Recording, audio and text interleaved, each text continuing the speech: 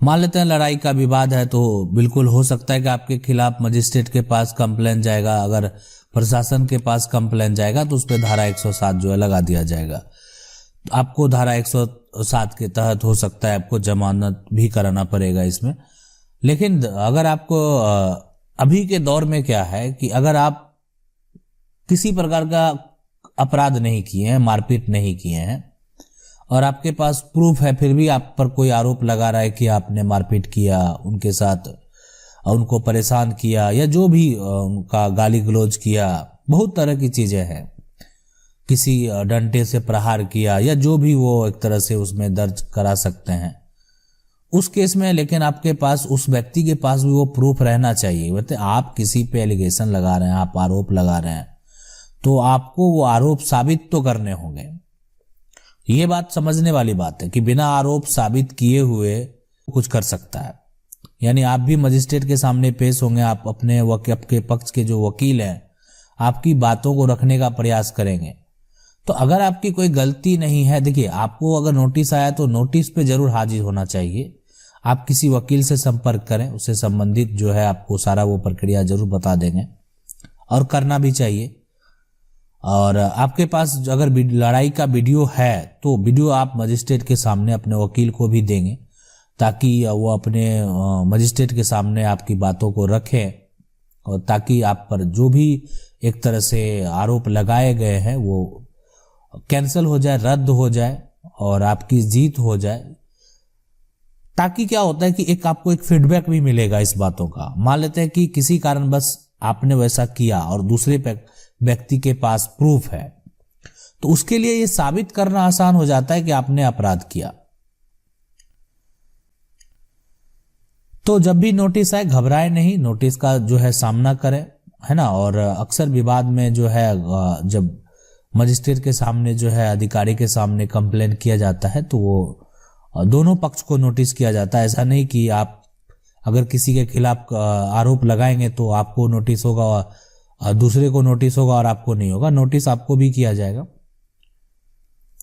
अगला सवाल है कि यदि बाप ने पहले अपने लड़कों को बैनामा किया और दाखिल खारिज नहीं हुआ, फिर 12-13 साल जो है इस साल के बाद दूसरे को जो बाप ने बैनामा कर दे, तो यहाँ पे दूसरे बैनामेदार का दाखिल खारिज हो गया हो, 45 साल से कब्जा हो गया है और यहाँ पे जो है आप जमा करता हो, इस केस में क्या होगा?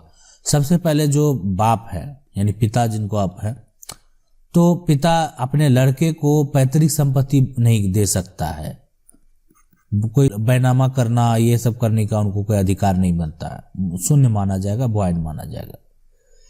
अब अगर उनका स्वार्जित संपत्ति है, अगर वो अपने पहले बेटे को दे चुके हैं और उसके बाद वो किसी दूसरे को दे रहे हैं, तो फिर बेटा जो है उसके लिए अपना टाइटल क्लेम सिविल न्यायालय में कर सकता है, इसलिए कि वो संपत्ति स्वार्जित है और वो किसी को देने के लिए स्वतंत्र है, जैसे दे।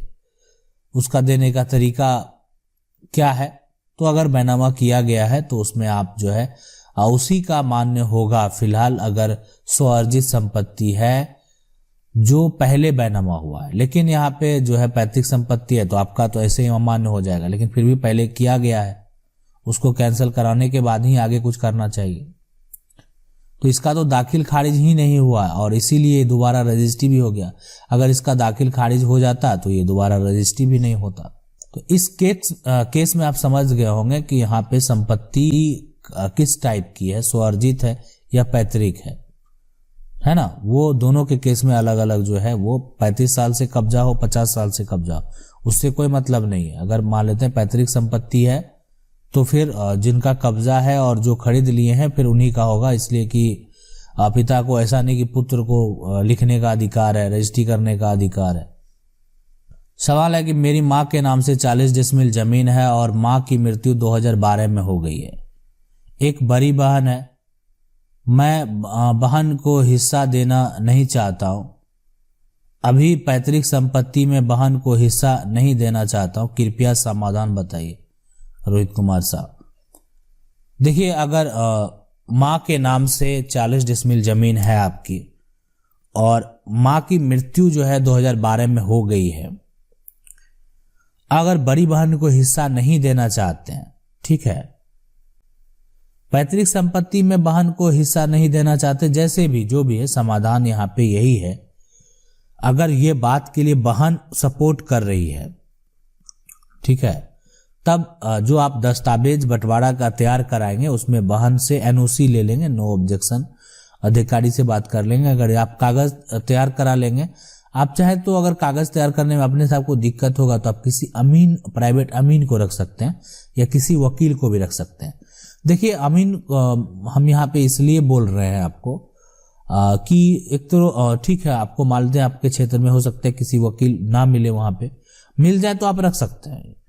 और अमीन भी हो सकता है कि आपको सारा काम करवा देंगे, जो भी प्रोसेस होता है संपत्ति विभाजन का, और उनको एक तरह से नक्शे चौहद्दी का पूरा आइडिया होगा तो वो सारा आपको वहां पे दर्ज भी करवा देंगे। तो अगर वो बहुत लोग जो है ऐसा काम करते भी आजकल जो है दस्तावेज तैयार कराने का, तो उनसे करवा लें ताकि एक फ्रेश आपका दस्तावेज तैयार हो जाए और बहन के द्वारा सपोर्ट करने के बाद वो संपत्ति पूरा जो है आपके नाम पे ट्रांसफर हो जाएगा। सवाल है, नमस्कार सर, मैं बिहार का सासाराम से बोल रहा हूँ। मेरे नाना के नाम से सर्वे के अनुसार खतियान है और ये जमीन बिहार सरकार का है, जो मेरे पास नोटिस भी आया खाली करने के लिए। मेरे जमीन के जो है अगल बगल सब रसीद कटता है। मेरी नानी जिंदा और मेरे नानी के पति का लड़की कोई नहीं है। यहाँ पे सब बस मेरी बहन और मैं बच्चा हूं। मुझे बताने की कृपा करें कि इस जमीन का क्या किया जाए और कैसे होगा मेरा।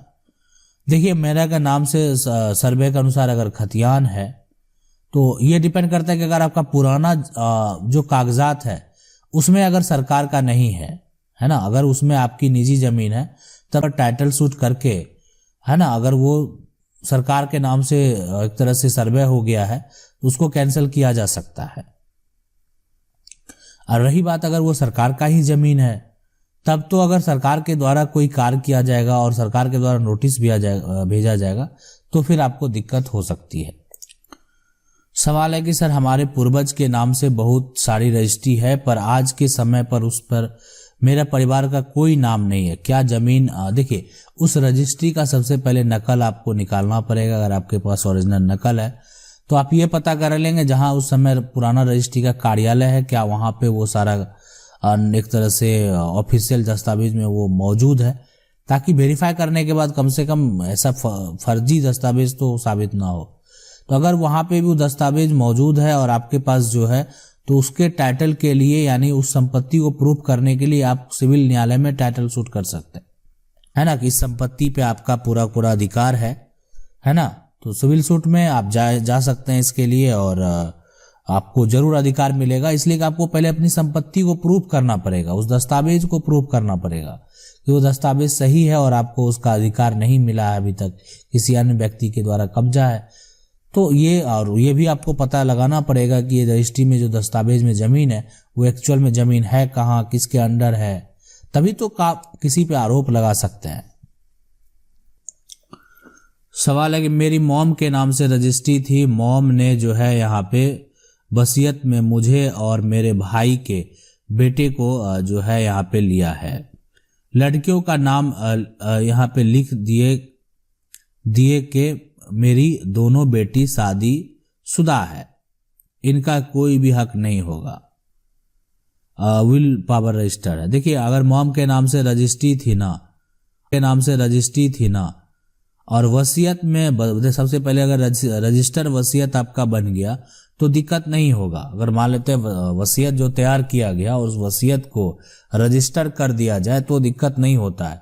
बहुत लोग क्या होते हैं कि स्टाम्प पे लिख दिए और ऐसे नॉर्मली जो सरकार का नियम है, जो प्रोसेस है, अगर वो फॉलो किया गया और उसके आधार पे डॉक्यूमेंट तैयार किया गया तो कोई दिक्कत नहीं होने वाला।